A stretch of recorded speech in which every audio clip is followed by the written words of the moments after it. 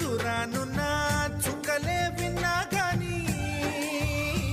కదిలించలేదా కాస్త కూడా నీ మనసుని